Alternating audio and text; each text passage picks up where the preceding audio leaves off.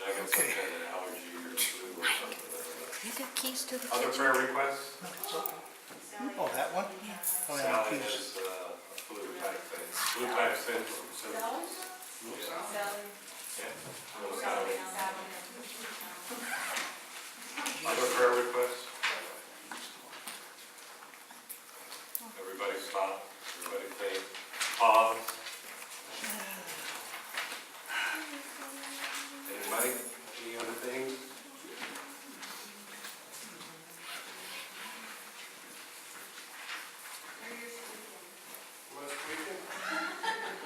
Weekend, Jerry. Anybody else? Remember, we'll start advertising VBS in this week's bulletin. We'll have registration forms for kids, so take one, take some home, do whatever you need to help us start on that process. Anyone else? Okay, nobody else. Brother Ted, will you lift up our prayer to start our evening then, please? Our Heavenly Father, we again come to you, thanking you for the opportunity to be here. We thank you, Father, for your mercy and your grace. We thank you for your watching care over each one of us. We pray that as each one of us are ailing, we pray that you would put your healing hand upon each one and lift them up, Father, and help us all to be healthy and to be able to follow you in the direction that you want us to go. We pray for each one who's here tonight. We pray that you would bless each one. Fill our hearts, Father, with your love. Help us to do the same for you, that we might be able to look at others and tell others about you and help them to receive salvation. We know, Father, that's our duty here, and we know that you're always there with your Holy Spirit to help us to follow through these things. We pray that each one of us might, as our daily walk, as we come in contact with those out there, pray that we might have the words that would be able to lead them to you. We ask that you be with Steve tonight as he leads us in directing Father, giving words that would be pleasing to you, that we might be uplifted. These things I pray in Jesus' name for us. Amen. Okay, so we're in part 4. Some of my golden notes on trials and temptations. Just for interest. Okay? This is our 4th lesson on religions of the world. And we've gotten away now from we've been looking at what made Christianity unique, and we finished that section last week. And tonight, our main source of scripture will be out of Acts 17, if you'd like to turn there, please. Yeah, I'm sorry.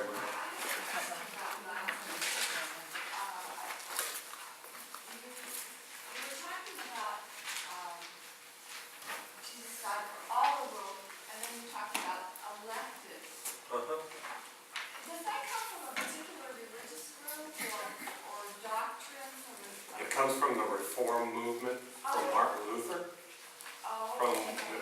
comes from the Protestant religions. Is this something that I missed?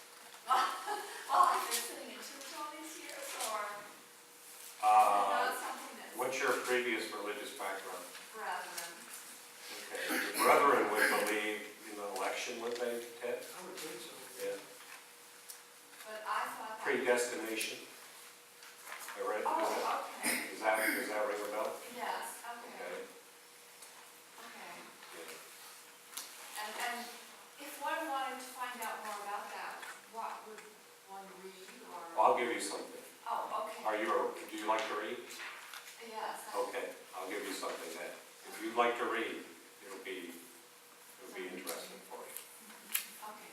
Okay. That I just... I've got a couple of books in my library I can give to you.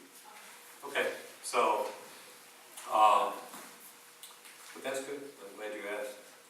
I'll tell you that this is a very interesting part of Scripture to me. This Acts 17 discourse that Paul has with the intellectual elites of the world. Really, Athens, even after the end of the Greek dominance of the world, the Greeks still, or Greek society, was still held in high esteem. The Romans didn't consider themselves to be great philosophers. They were more interested in being great warriors. So they never really, they didn't aggressively pursue intellectual thought the way the Greeks did. So the group of people that were that are represented by the discourse that takes place at Mars Hill are probably a very, they would represent the intellectual elite of the world at that time. Okay? So, but let's look at Acts 17:16 through 21. If somebody would read that to us, that would help me, please. Acts 17:16 through 21. Now, while Paul waited for them at Athens, his spirit was provoked within him when he saw that the city was given over to idols. Therefore he reasoned in the synagogue with the Jews and with the Gentile worshippers, and in the marketplace daily with those who happened to be there. Then certain Epicureans and Stoic philosophers encountered him, and some said, "What does this babbler want to say?"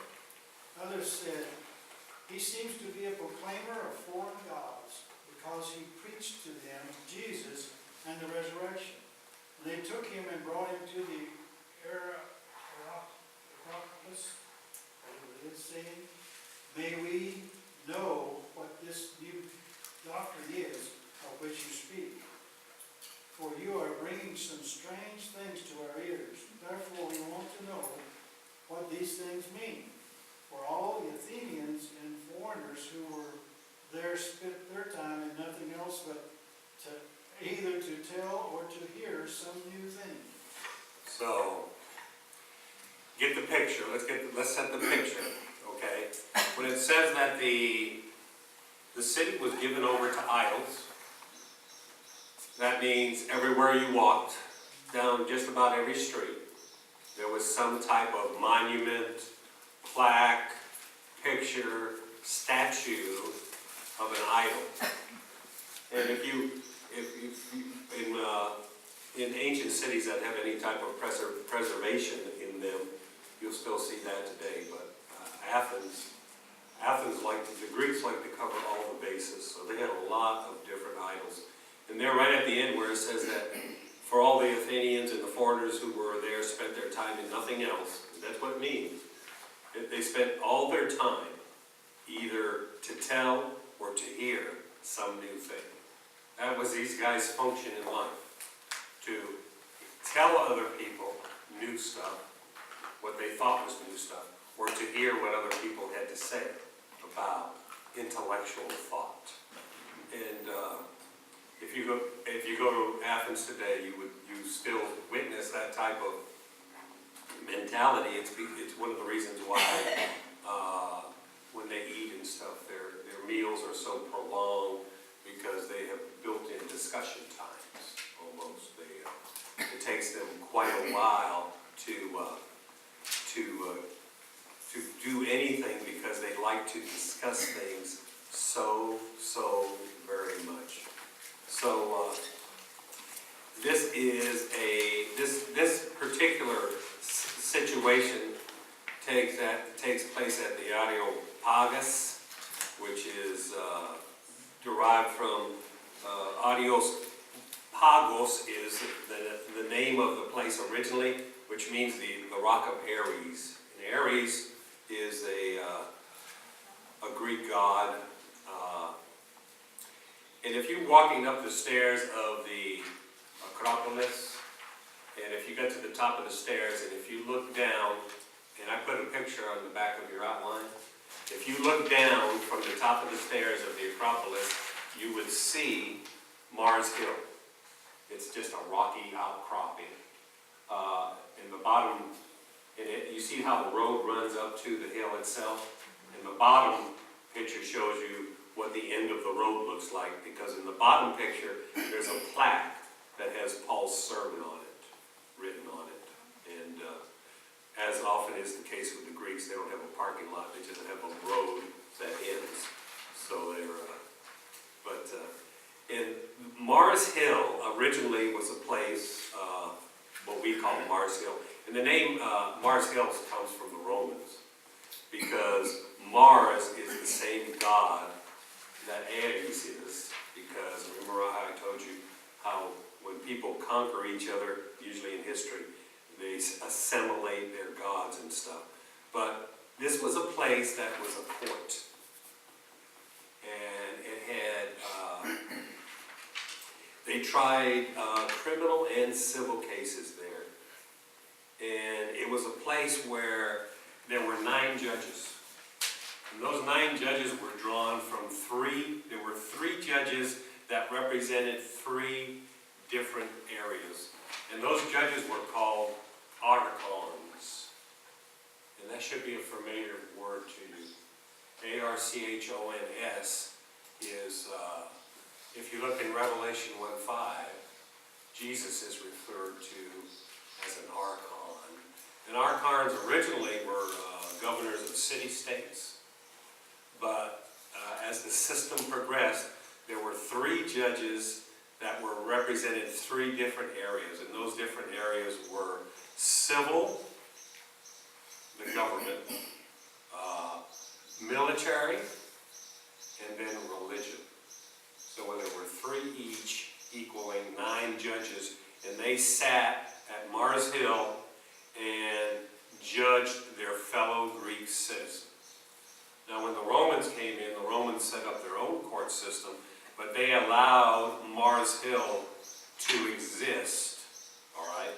And Mars Hill then became not so much a court as it became a place for the intellectuals of the world to meet and function. So if you go down later,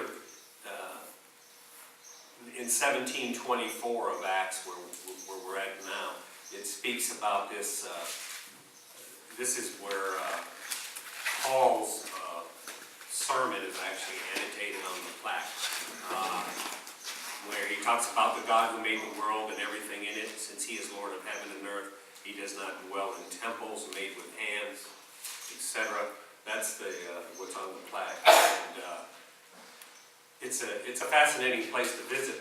When I was there, I was lost, but I was always fascinated by it. So if you ever have a chance to go there, it's a really neat place to visit. But I find that what I really find interesting is Paul, who is a bondservant of Christ, who describes himself that way, interacting with the most intelligent people in the world.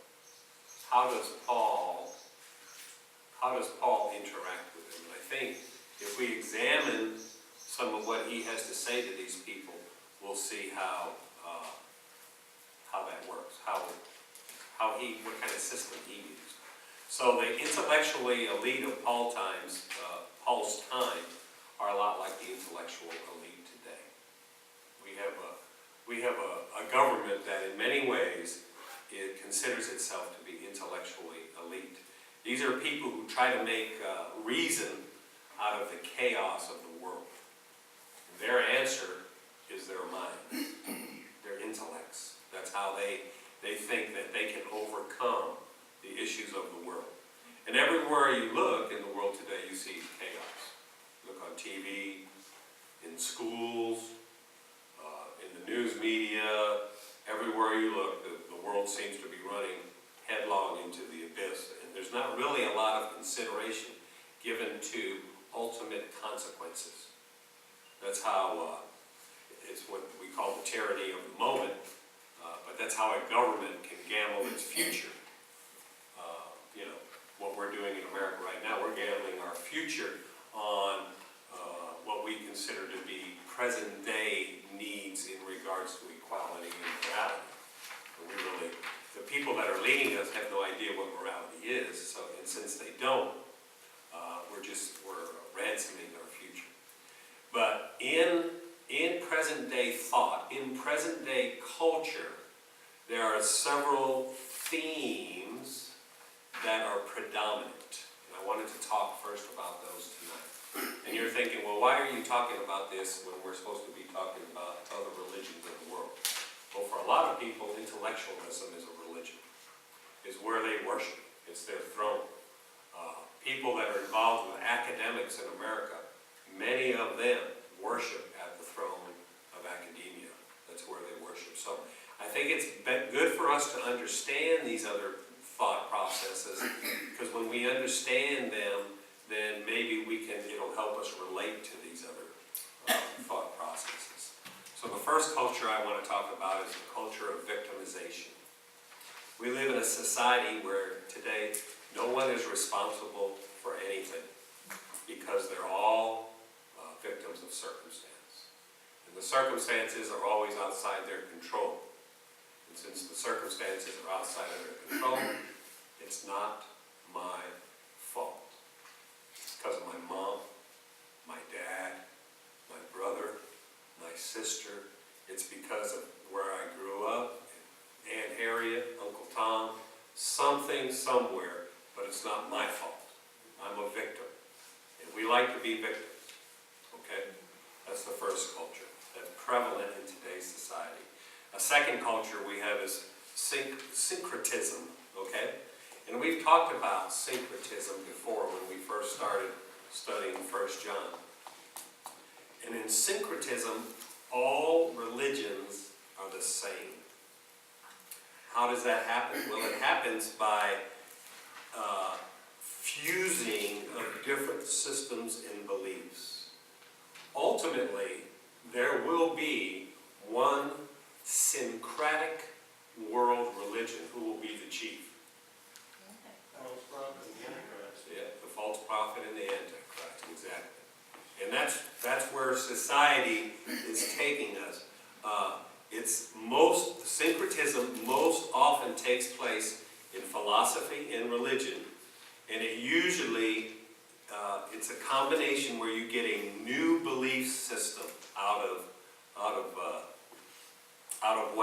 the melding together of these new beliefs. Out of beliefs become new beliefs.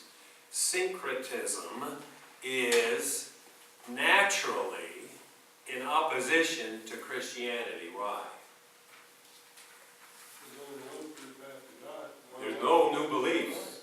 You can't have any more new beliefs. We've got a belief. So it naturally opposes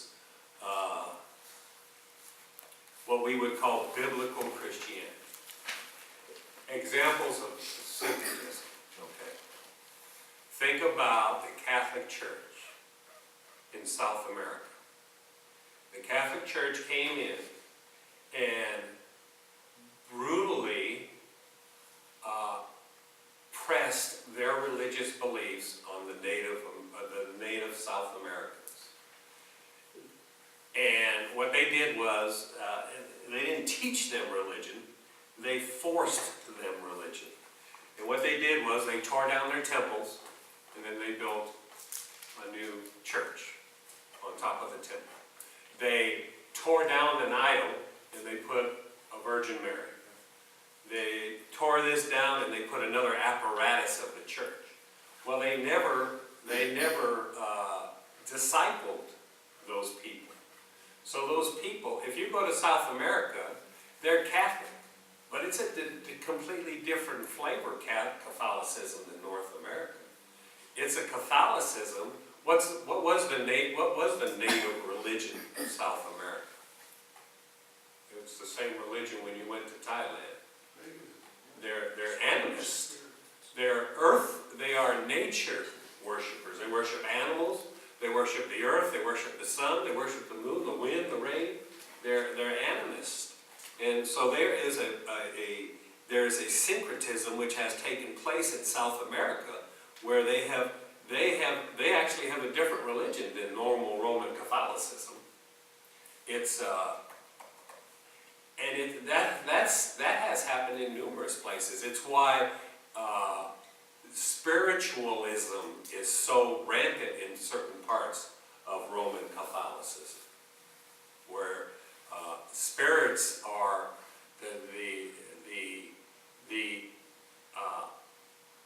attempting to interact with spirits for guidance in their Christian walk is a very think of that. Haiti is considered a Christian nation, but it's a Christian voodoo syncretism, because when they went in to proselytize the natives, they said, we're going to beat it into you, we're going to force you into it. And they baptized tens of thousands, hundreds of thousands, I imagine, in South America into Roman Catholicism, but they didn't change very much of what they believe. So today, examples of this would be Hinduism, is a syncretic religion. What we call New Age religion. Unitarianism is a syncretic religion. Unitarianism is becoming more and more popular. It's very popular in Hollywood. You know what I would call an example of a Unitarian religion is, what's Tom Cruise?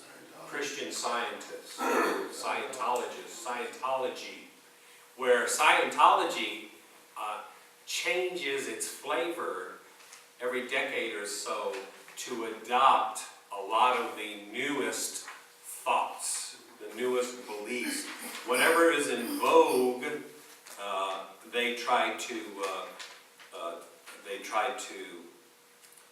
adopt. There's one segment of the Unitarian Church that's very, very, very pro-homosexual.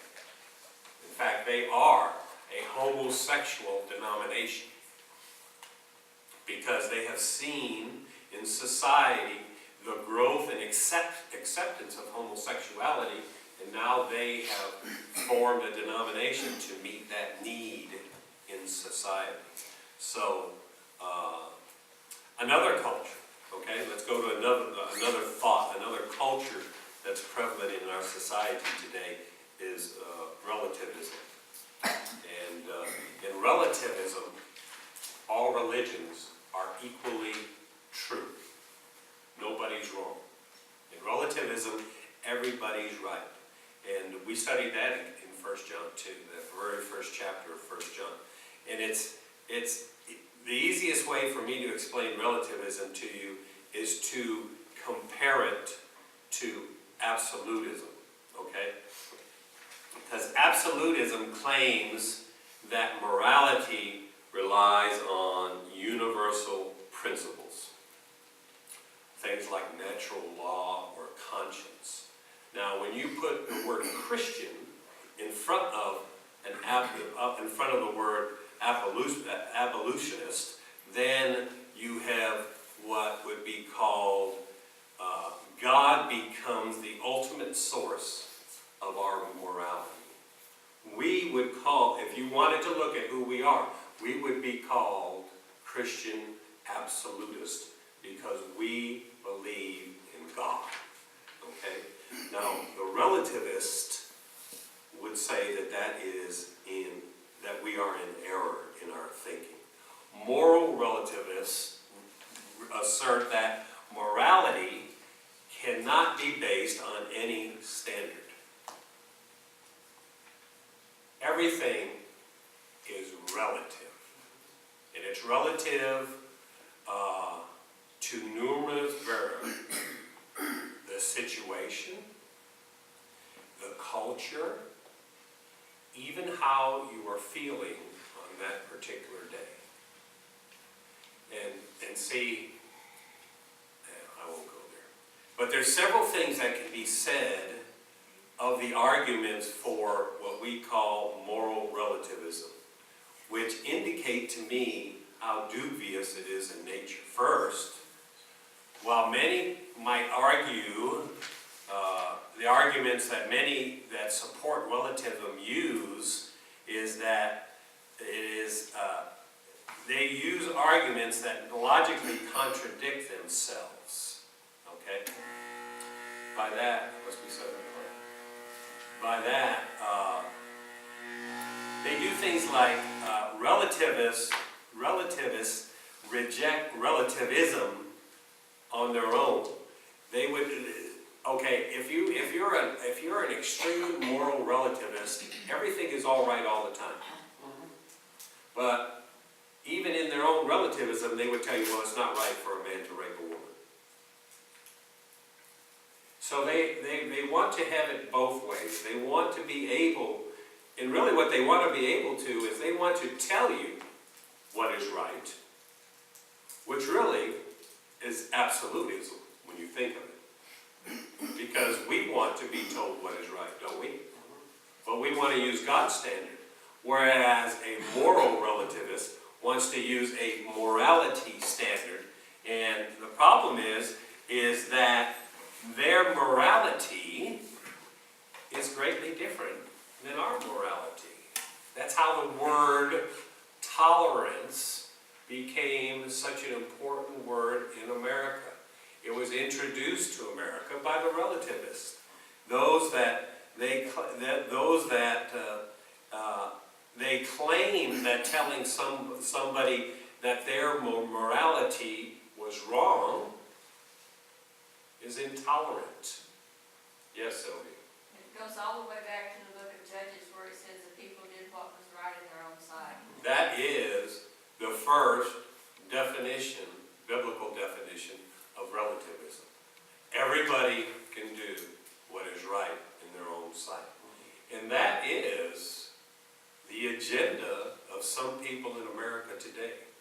To get to a time, to get to a place where everybody can do what is right in their own sight.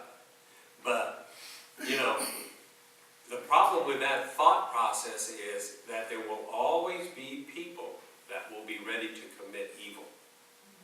And evil should never be tolerated. It has to be treated with intolerance. And again, the relativist thought process is self-defeating in that they don't tolerate any adverse thought.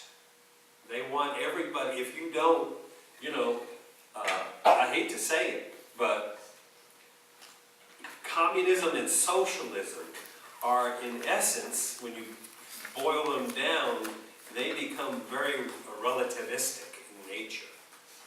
And there always ends up having to be one thing in relativism. There has to be an elite. Because the elite ends up being the ones who get to determine what is relative. Because if you have everybody doing what they want all the time, you have nothing but anarchy.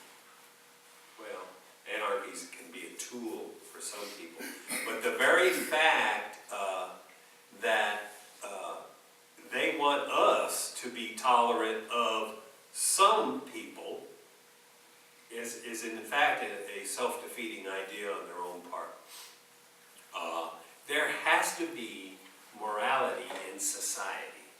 We have to, listen, there's a lot of places in the world where you can go where there's no morality, in essence. Where your employees feel as if they can steal it, whose fault is it? Yours, but they weren't guarding it. It's your fault. I had a Greek employee. I had one guy that he stole $40,000 worth of canned goods. He had so much canned goods in his house, he had them there for so long they were rusting. How big? We used to have sea bands come in on the ships, and he used to drive them out of the port, and he would pull the hinge pins off of those big, truck doors, pull those hinge pins off, pop those off, keep that seal, they were sealed when they left the port, he'd keep that seal intact. He had a group of helpers, and they would steal a percentage of everything they could out of each van that they moved. And when we took him to Greek court, it was our fault, because we had afforded him the opportunity. We should have had those hinge pins secured. So process, almost anything can go. So, and I know it's, I hope I haven't got too deep tonight, but you know, if you have any questions, we can talk about it further, but I think it's important that we recognize that this is the thought process of people that are around us. Another culture we're confronted with nowadays is the culture of what I call confrontation. And in this culture, it doesn't really matter what you say, it all depends on how loud you can say it. And if you can say it louder than anybody else, it makes you right. And I think that's the result of the talking head generation. I think television has brought us to a point. We have all these people yelling at each other on TV, and the one that can yell the loudest is the one that is right. And that's just terrible. Another culture we have today is what Cantor refers to as the culture of hyphenation. And Christians are oftentimes hyphenated people. And these are people who are invested in movements. They're invested in causes. And those movements and causes are based upon their beliefs. But they really end up defining themselves by their hyphenation. I'm a Christian and a conservative Republican. I just wish they would all have one hyphenation. Jesus Christ. Oftentimes, Christians spend more time on movements and causes than they do on the Word of God. And that's too bad. And then finally, the last culture I wanted to talk about is the culture of what I call medication. We treat the symptoms of our problems, but not their causes. We treat what has, you know, people find themselves in the positions they're in because of yearning, guilt, pain, etc. But we use medications to mask those systems, and then we never do anything about the causes. We just medicate. I don't want to take responsibility, so I'll just take the pill. Yeah, yeah. I knew kids in school, man, they were on Ritalin, they were on this, they were on that, and, you know. I remember my mother giving me coffee when I was a kid, so I'd buzz around and fall down, and I'd be exhausted. But, I don't know. We just don't look for causes anymore, we look at ways of treating symptoms. And really, most of the causes are spiritual in nature. So, this is who we are as America's people. The people of the world are very opinionated. So with all those opinions going on, how does a Christian respond to all the voices that are crying out to influence us, and all the voices that are crying out for recognition all around us? And there was a significant book written in the 1950s by H. Richard Niebuhr, and it's called Christ in Culture. Christ and Culture. And that book outlines how most Christians take their positions in regards to culture, in regards to the things that surround it. And as I tell you of these three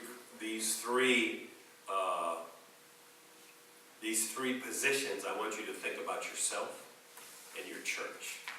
And think about where yourself and your church is. The first culture is the first way to reason with these cultures around us is what we call Christ above culture.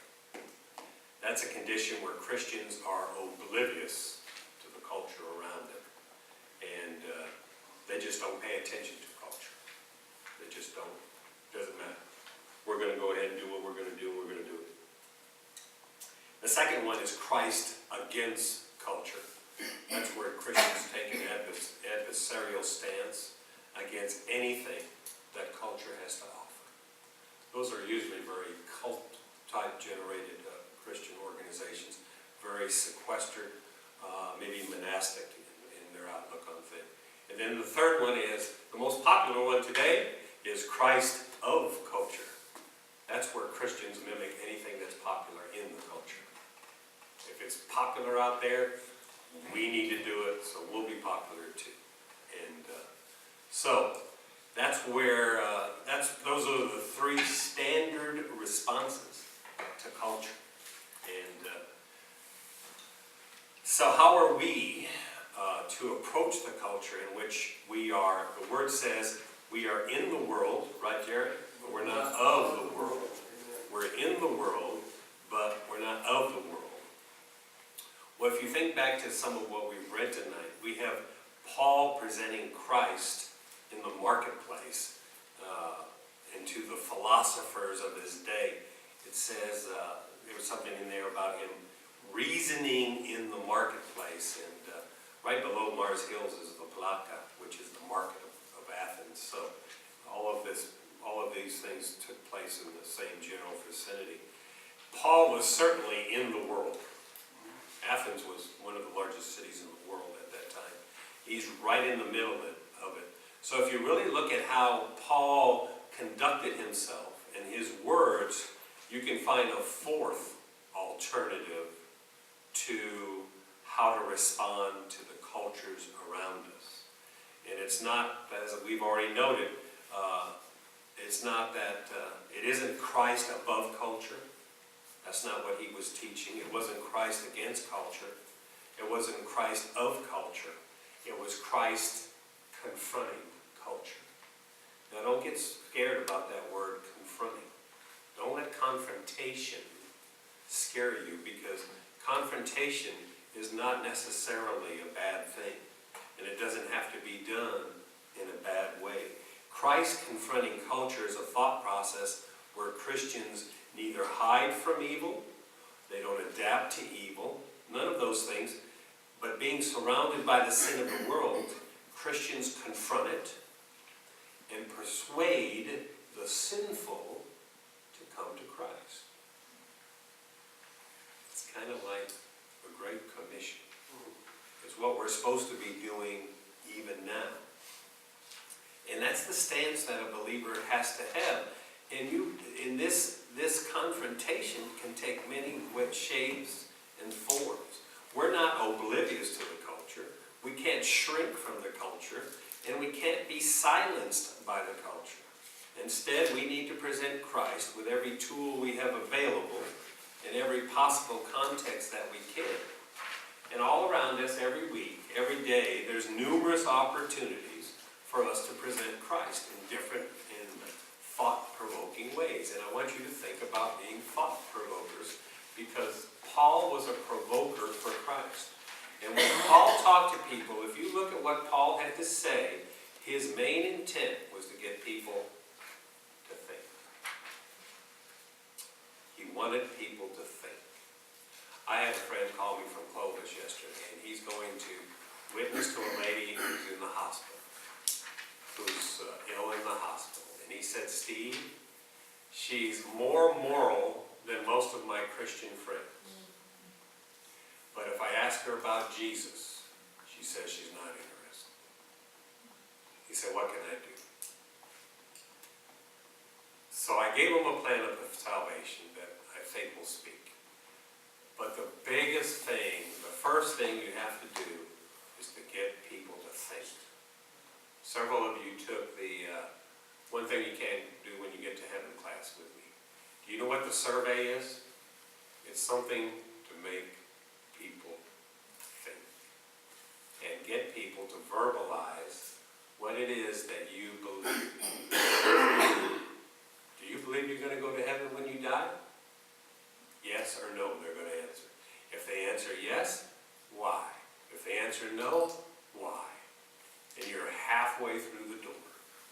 Because from those answers, then you can figure out what it is that they actually do believe. And you'll find out those cultures we talked about is what their belief systems are based on. So we can present Christ in a very non-confrontational way that will speak to people. You know, the church used to teach programs and tell you how to go door to door in a neighborhood and present Jesus Christ to people in your neighborhood. How many of you participated in that kind of program before? Okay. How many of you like doing it? How many of you were successful at doing it? Oh, no, maybe plan to see. Yeah, maybe. Usually in that type of evangel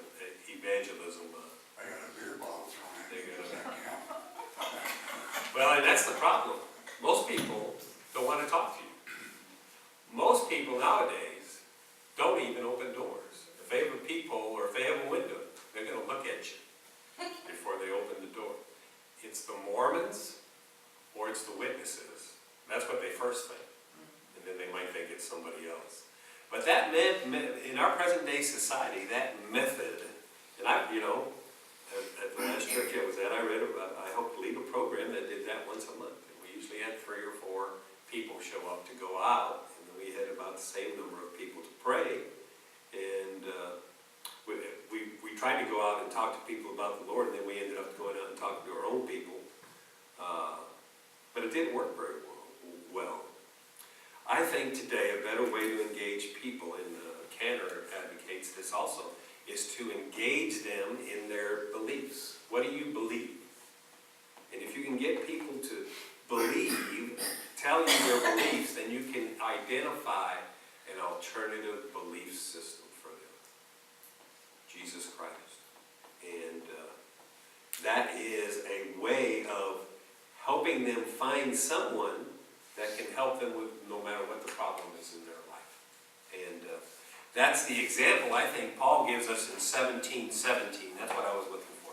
Therefore he reasoned, and that word reasons doesn't mean he went up and yelled in their face and grabbed them by the ears and said, be saved. He reasoned in the synagogue with the Jews and with the Gentile worshipers and in the marketplace daily with those who happened to be there. If he had been too confrontational, they would have put him in jail. And, oftentimes they try to put him in jail anyways. But, I know a lot of people say, well, I can't talk to people about Jesus. But they say, I'm not comfortable. And I don't think fast enough and all that stuff. And I've heard some of you that are sitting here tonight say that to me. But I don't want you to worry. I don't want you to be fearful, because the Bible offers 3 alternative methods of presenting your faith in Jesus Christ. And these methods all fit under the broad umbrella of what we call apologetics. Okay? And what is apologetics? Let's define apologetics as a logical and reasoned defense of your faith. Because normally when you tell somebody they need Jesus Christ, they're going to object to it. So you need to be ready to apologize. That's where the word comes from, apologetics. And it has really, the modern word has nothing to do with the original word. We need to be able to explain and defend in a logical, reasoned way our beliefs. And your goal in apologetic is to reach a point where you can present Jesus Christ in a comfortable way. Because if you become comfortable, then you'll do it. And the biggest problem with Christians is that they're not comfortable. The Bible offers hope to everyone who wants to be an apologist for Christ, because it shows us how to do it no matter what your personality type is. And tonight, in the next couple of minutes, I'm going to talk to you about the first personality type.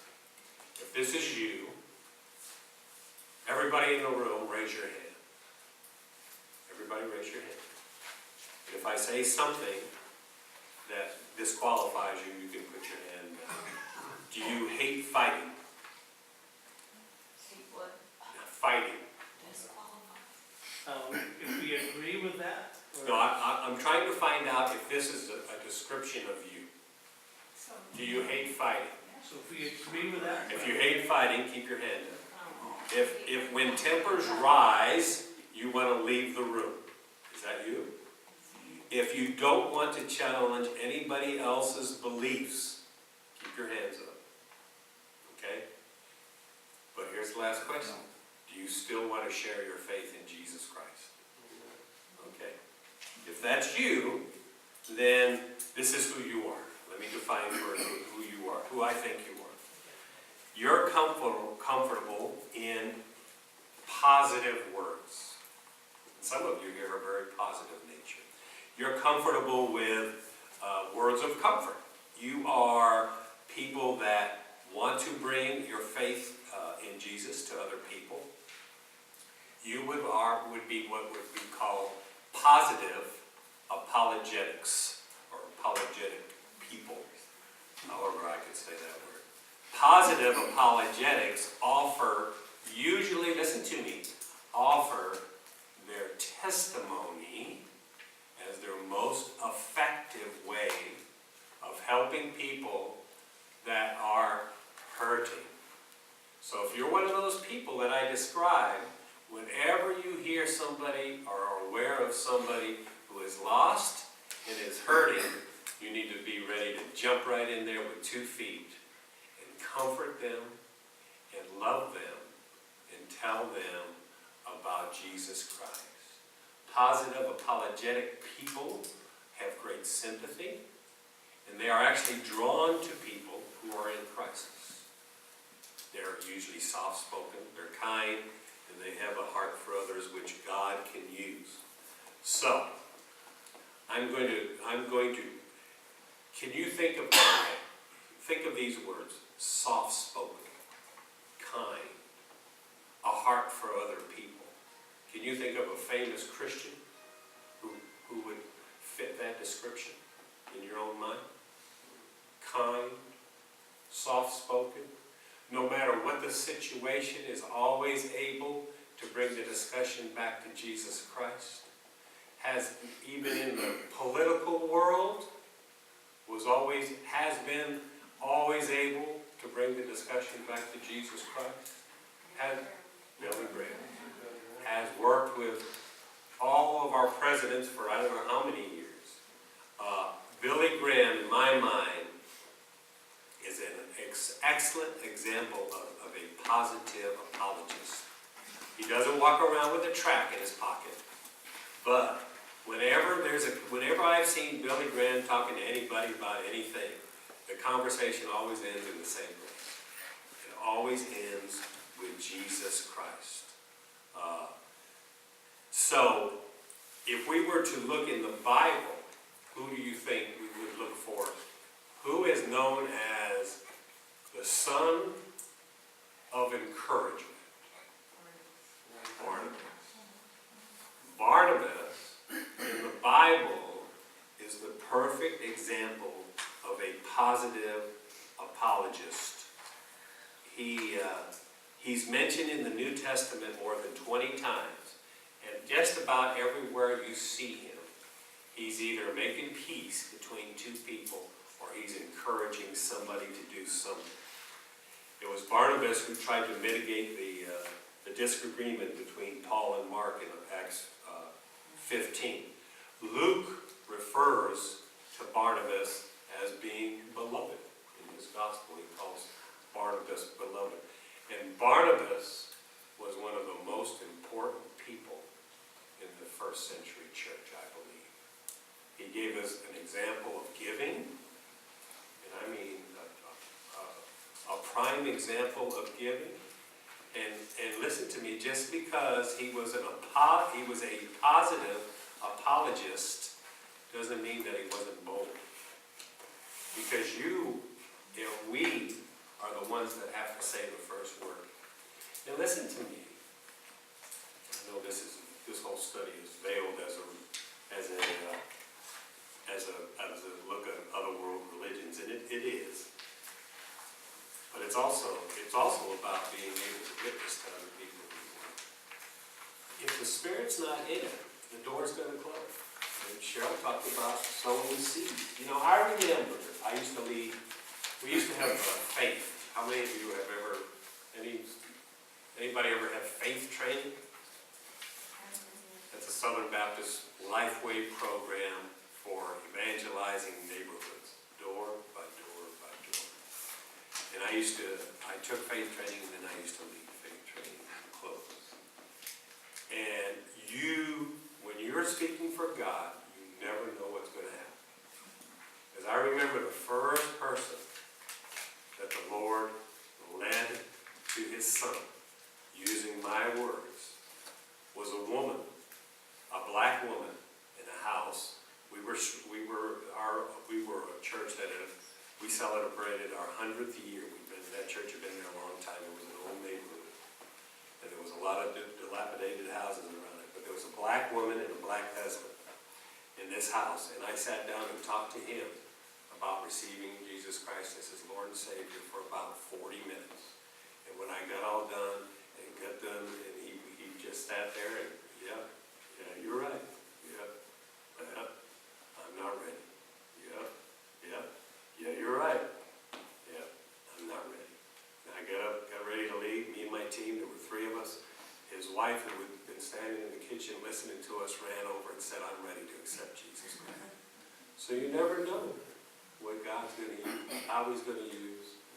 So, but you don't get used if you don't stick your foot in the water. So, and we'll look at Barnabas some more next week, and then we'll look at some of the other ways we can be good apologists. And then after we get away from that, we'll start looking at these other world religions. Okay? Anybody else? Any thoughts? Got a couple minutes? Comments? Anyone? Last chance? Okay, well, we hope to see you Sunday morning. Come early. Eat cookies. Drink coffee. Listen to Jerry.